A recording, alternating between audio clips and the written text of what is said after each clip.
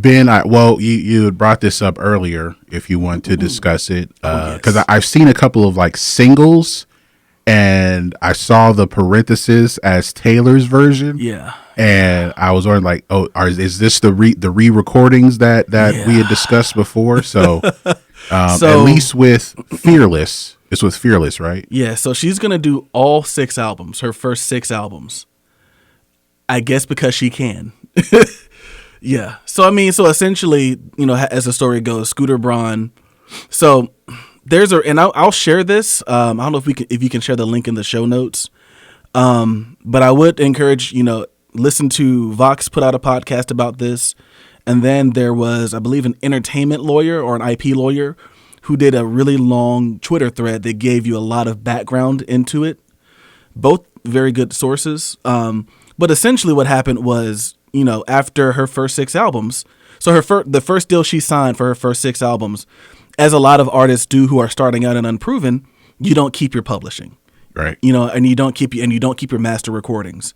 And your master recordings are essentially the audio tracks that you record for those albums, which are very valuable because if you want to license them out, you've got to be able to, whoever owns the copyright to them can do whatever, what they please.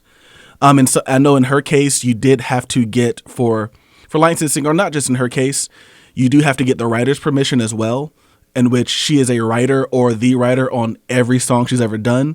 So that'll factor in just a second. So when she decided to leave Big Machine Records, which is the record company she got signed by, she was Big Machine Records. So after they left to try to recoup a little bit, they sold her catalog. The company that bought, so people think that Scooter Braun bought it. It's just the company that Scooter Braun represented, worked for, whatever you want. It wasn't Scooter Braun himself. Bought the rights to the songs. She apparently, before she left, she tried to renegotiate with Big Machine and get all of her publishing back for the first 6 albums, and they said no, so that's why she left. So now, as years have gone on, she has tried desperately to buy back, but they won't sell. So and I don't want to say in a fit of anger because they are her songs, they're personal.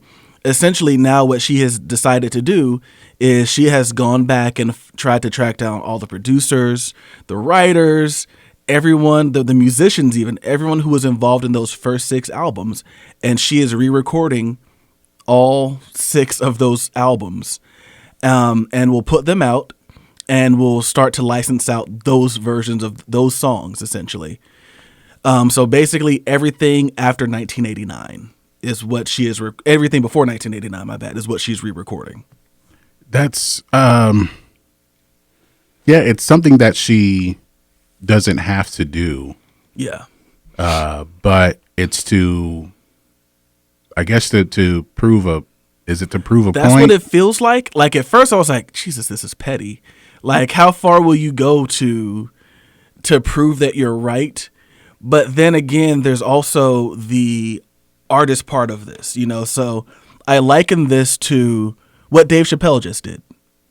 Dave Chappelle asked his fans to stop watching Chappelle's show streaming on Netflix, to essentially make it worthless is what he wanted his fans to do. Yeah. And that's what she's attempting to do here. She's basically saying, I tried to play ball. Big Machine won't give me whoever owns this won't give me what I want.